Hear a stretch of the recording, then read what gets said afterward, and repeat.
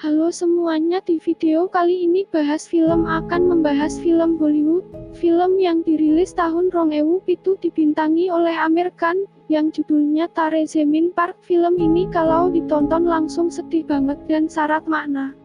Langsung ojo kita mulai. Film bercerita tentang seorang anak yang bernama Ishaan. Dia ini adalah anak yang masih duduk di kelas 3 SD. Ishaan ini adalah anak penderita disleksia atau anak yang kesulitan dalam belajar. Jadi kondisinya saat ini, Ihsan masih belum bisa baca tulis dan menghitung. Dia sendiri lebih tertarik pada hal lain, dari pada mengikuti belajar mengajar di kelas di sekolahnya. Dia jadi anak yang tanda kutip paling bodoh. Karena selalu mendapat nilai paling rendah di kelas. Di rumah dia bukan anak satu-satunya, dia punya kakak laki bernama Yohan. Beda dengan Ishaan, Yohan adalah anak yang paling pintar, hampir semua mata pelajaran. Dia mendapat nilai yang terbaik, bertolak belakang dengan Ishaan yang selalu menjadi terbelakang di kelas. Ishaan memang tak tertarik dengan pelajaran sekolah, dia lebih tertarik untuk bermain dan menemukan sesuatu yang baru di luar sekolah. Suatu ketika Ishaan berkelahi dengan tetangganya yang bernama Rajit. Rajit kesal karena Ihsan melempar bola ke arah yang salah, sehingga permainan Rajit dan teman-temannya berhenti. Tidak hanya memarahi Ihsan, Rajit juga memanggil Ishaan dengan sebutan idiot. Keadaan pun makin tegang sampai mereka bertarung. Ishaan mendapatkan luka di kepala sedangkan Rajit dapat luka gigitan. Hal ini pun membuat Ishaan kesal. Karena tidak di sekolah, tidak di lingkungan tetangganya, dia dapat perlakuan yang sama. Ketika pulang ke rumah, ternyata ibu si Rajit datang ke rumahnya, memarahi orang tuanya Ishaan, minta tanggung jawab karena si Rajit luka. Padahal situasinya pada saat itu, Ishaan juga mengalami luka yang sama. Bukan membela anaknya, ayah Ishaan pun marah dan langsung menampar Ishaan, karena bukan sekali ini ojo Ishaan buat masalah. Bahkan, si ayah mengancam kalau sekali lagi Ishaan buat masalah, dia bakal dikirim ke sekolah asrama. Di sekolahnya, Ishaan seringkali dimarahi gurunya karena tidak bisa mengikuti pelajaran dengan baik. Pernah suatu ketika Ishaan disuruh membaca satu kalimat, tapi dia tidak bisa membacanya, karena menurutnya, huruf-huruf yang ada di buku tersebut menari. Ishaan mengatakan hal yang sejujurnya, memang seperti itulah yang dilihat oleh penderita disleksia. Tapi gurunya menganggap Ishaan lagi melakukan leken. Ibu guru ini terus ojo memaksaan Ishaan untuk membaca dengan benar, sampai akhirnya karena tidak tahan dibentak terus, Ishaan cuma ngomong tidak jelas. Karena hal tersebut, Ishaan pun dikeluarkan dari kelas. Karena Ishaan anak yang tanda kutip berbeda dari anak yang biasanya, dia pun kerap dibully oleh anak-anak di sekolah, bahkan teman-teman sekelasnya. Setelah jam pertama, dia memilih bolos pada hari itu, dan pergi berkeliaran di jalan, melihat sekitar, pergi kemanapun yang dia mau, melihat apapun yang dia suka. Di rumah Ishaan memang menunjukkan ketertarikannya pada seni dan dunia hewan. Dia juga suka melukis, menggambar, dan bermain. Pada malam hari, dia bercerita ke kakaknya kalau dia bolos sekolah pada hari itu dan dia tidak takut sama sekali. Bahkan itu menjadi pengalaman baru untuk dia. Dia pun meminta bantuan kakaknya untuk menuliskan keterangan absen palsu karena dia bolos pada hari itu. Keesokan paginya di sekolah, gurunya mengadakan ujian matematika dadaan yang membuat Ishaan pusing bukan main. Baca saja tidak bisa, nulis juga tidak, berhitung apalagi. Jadi dia mencoba untuk mengerjakan soal matematika dengan imajinasinya. Ishaan pun berhasil menjawab soal nomor 1, tapi imajinasinya untuk siji soal tadi ternyata menghabiskan waktu yang lama sekali. Sampai waktunya habis, dia hanya bisa jawab satu soal. Sudah begitu jawabannya tersebut pun salah. Pada hari yang lain ketika di rumah, dia ketahuan bolos karena ayahnya menemukan surat izin palsu yang Ishaan gunakan ketika dia bolos. Dia pun dapat amuan lagi dari si ayah. Bahkan di sekolah mereka dipanggil oleh kepala sekolah dan guru-guru Isyaan. Para guru menjelaskan kepada si ayah dan si ibu betapa bodohnya Isyaan ketika belajar di kelas. Kepala sekolahnya pun menyarankan untuk memindahkan Isyaan ke sekolah yang lain karena Isyaan saat ini sudah 1 kali tidak naik kelas, jadi tidak mungkin tidak naik lagi untuk kedua kalinya. Akhirnya, terpaksa si ayah berencana memindahkan Isyaan ke sekolah asrama. Walaupun Isyaan berusaha untuk menolak hal tersebut dan berjanji akan belajar lebih giat lagi, tapi sia sojo karena dia tetap akan dipindahkan ke sono. Mereka sekeluarga pun mengantarkan Isyaan ke sekolah sekaligus tempat tinggal barunya. Dengan berat hati si ibu melepas anak bungsunya untuk hidup sendiri di sekolah asrama. Isyaan pun memulai hidup barunya di sono. Karena belum bisa beradaptasi, Isyaan tidak hentinya melamun dan menangis. Seakan tak percaya dia hidup jauh dari keluarganya. Apalagi dia menganggap bahwa nasib yang dialami saat ini adalah bentuk hukuman dari orang tuanya, karena kenakalan yang dia buat di sekolah barunya itu pun.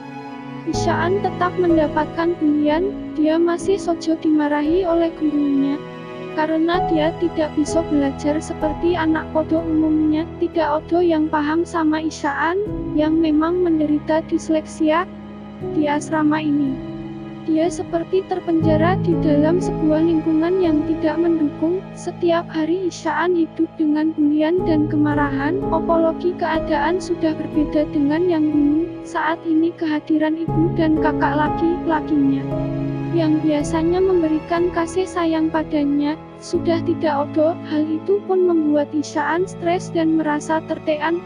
Kunjungan orang tua setiap hari Sabtu dan Minggu pun tidak mengobati kemarahan Isyaan pada nasibnya yang kerap dipanggil bodoh dan idiot. Pada suatu hari, sekolah kedatangan guru kesenian baru, bernama Pak Nikum. Kehadiran guru ganteng ini membawa aura yang berbeda untuk sekolah ini. Metode mengajarnya sangat asik dan seru. Baru hari pertama saja dia langsung dekat dengan murid barunya. Tetapi tetap saja Isyaan belum lepas dari stres yang dialami selama tinggal di asrama, sehingga waktu Isyaan lebih banyak diisi dengan merenung dan melamun, ditambah lagi ketika ibunya menelpon dan mengabari kalau mereka tidak bisa datang pada hari Sabtu nanti karena menghadiri pertandingan final tenis yang kakaknya ikuti. Hal itu membuat dia sedih dan tidak berkata satu kata pun. Pada suatu hari Pak Nikum melihat Isyaan di depan kelas. Mengamati Isyaan yang selalu terlihat ketakutan dan tertekan, dia pun menanyakannya pada teman sebangku Isyaan yaitu Rajan. Rajan pun bercerita kalau Isyaan adalah anak baru yang ingin pulang ke rumah. Dia juga menceritakan kepada Pak Nikum kalau Isyaan selalu dihukum karena tidak bisa mengikuti pelajaran. Jadi Pak Nikum berinisiatif mencari buku tugas Isyaan dan akhirnya mengetahui bahwa Isyaan adalah anak yang memang punya kesulitan dalam belajar atau diseleksia. Pak Nikum ini adalah guru yang memang memahami anak-anak karena dia juga mengajar di sekolah luar biasa, tempat anak-anak kurang beruntung di mana dia di sono udah terbiasa menghadirkan keceriaan untuk anak-anak. Dan untuk membantu Isyaan dalam keterpurukannya dan juga untuk lebih memahami Isyaan, Pak Nikum pergi ke rumah orang tua Isyaan dan bertanya semua hal tentang Isyaan. Dari sono si ibu menjelaskan kepada Pak Nikum bahwa Isyaan sangat mencintai dunia seni seperti melukis. Mengingat Isyaan yang selalu tertekan di sekolahan, Pak Nikum pun menanyakan kepada orang tua Isyaan, kenapa Isyaan sampai dikirim ke sekolah asrama. Ayahnya hanya menyebutkan keluhan-keluhan yang ia rasakan selama menghadapi Isyaan. Dia tidak tahan kalau si Isyaan malas belajarlah, sering membuat masalahlah, dan lain-lain. Pak Nikum pun mencoba memberikan penjelasan bahwa Isyaan mengalami diseleksia. Pak Nikum juga memperlihatkan pola kesalahan yang sama yang Isyaan lakukan ketika menulis sebuah kata atau kalimat. Pak Nikum menjelaskan bahwa Isyaan sebenarnya hanya membutuhkan spot dan waktu, namun si ayah tidak terima dan tetap menganggap si Isyaan adalah anak yang malas belajar, dan membandingkannya dengan kakaknya yang selalu juara kelas. Padahal Pak Nikum sudah memberitahu kalau si Isyaan lebih menonjol di bidang seni seperti melukis dan dia punya bakat luar biasa di sono, tapi si ayah menganggap dengan kemampuan melukisnya Isyaan tidak akan bisa bersaing di dunia luar. Mengirim Isyaan ke sekolah asrama adalah solusi terbaik karena tidak ada alternatif lain.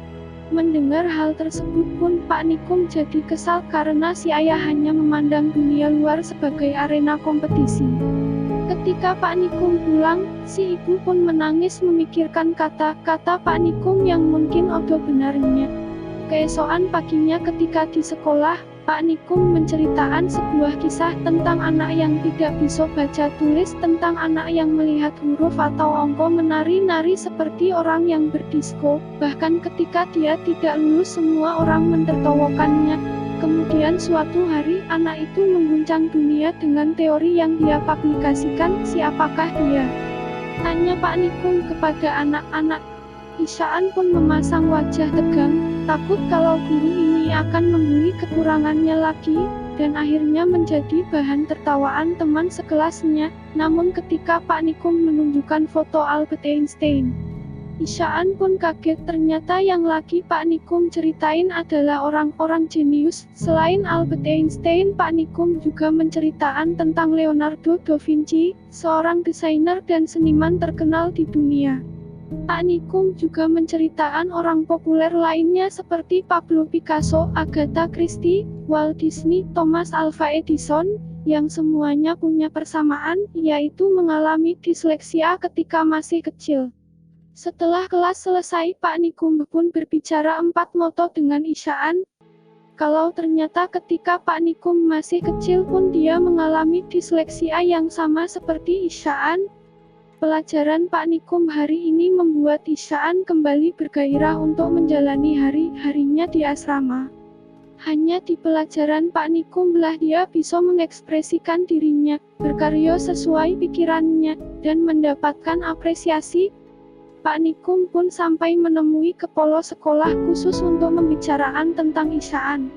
Kepala sekolah bilang bahwa banyak guru yang mengeluhkan tentang Isyaan dan kayaknya Isyaan lebih cocok disekolahkan di tempat yang khusus, seperti sekolah luar biasa, tapi Pak Nikum langsung bilang kalau Isyaan adalah anak yang punya kecerdasan di atas rata-rata dan berhak untuk berada di sekolah yang normal. Anak-anak seperti Isyaan hanya butuh bimbingan dan perhatian lebih. Kepala sekolah pun bilang gak mungkin para guru mau mengurus siji anak dari 40 anak dalam satu kelas.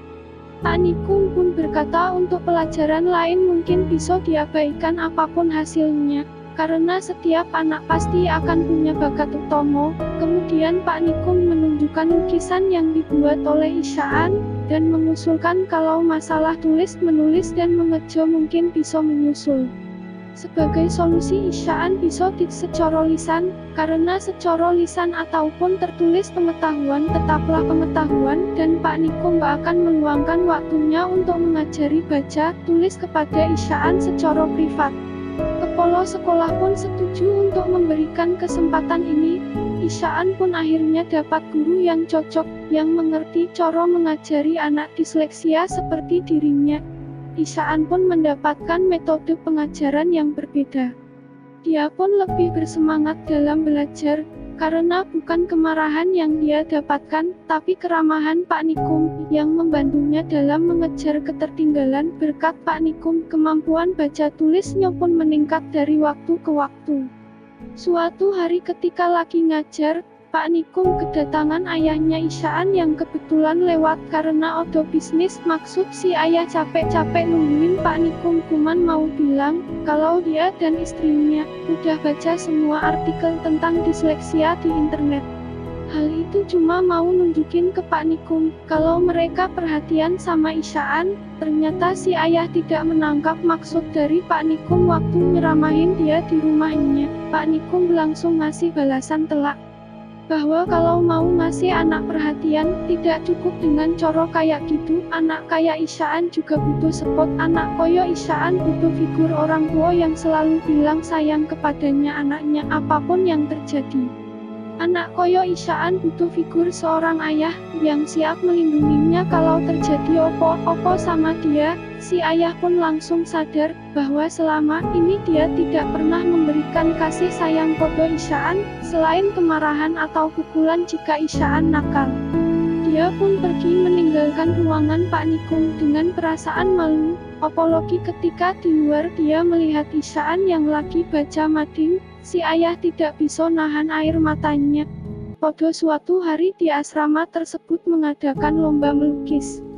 Semua orang boleh ikut termasuk para guru. Ketika lomba dimulai, Pak Nikum mencari Isaan kemana, mono, tapi sampai lomba dimulai, Isaan pun tidak kelihatan. Ternyata sebelum acara dimulai, saat semua orang masih tidur, Isaan bangun paling pagi dan pergi ke kolam di mana di sono dia mencari inspirasi untuk bahan lomba melukis. Isaan pun datang sesaat setelah acara dimulai. Isaan memproyeksikan pemandangan yang dia ingat menjadi sebuah lukisan yang luar biasa mengagumkan. Banyak orang Pak Nikum yang melihat lukisan Isaan pun kagum sama karyanya.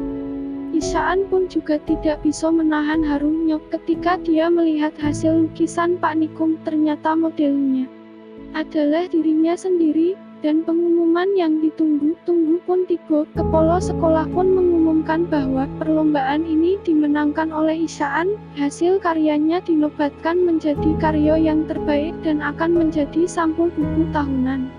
Ketika orang tua Isaan datang saat bagi rapot, kepala sekolahnya sendiri yang langsung memberikan buku tahunan tersebut dan mengabarkan jika Isaan adalah anak yang spesial, dan sekolah itu beruntung memiliki anak murid seperti dia.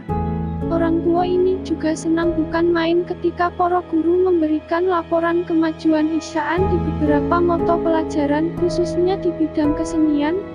Melihat Isaan yang kembali bersemangat, ayahnya pun akhirnya nangis juga dan berterima kasih kepada Pak Nikum karena udah membimbing Isaan sampai punya kemajuan. Isaan dan Pak Nikum pun berpisah dan akan kembali lagi ke sekolah setelah liburan. Dan itu saja untuk review film kali ini. Jika kalian suka jangan lupa untuk klik berlangganan. Terima kasih sudah menonton.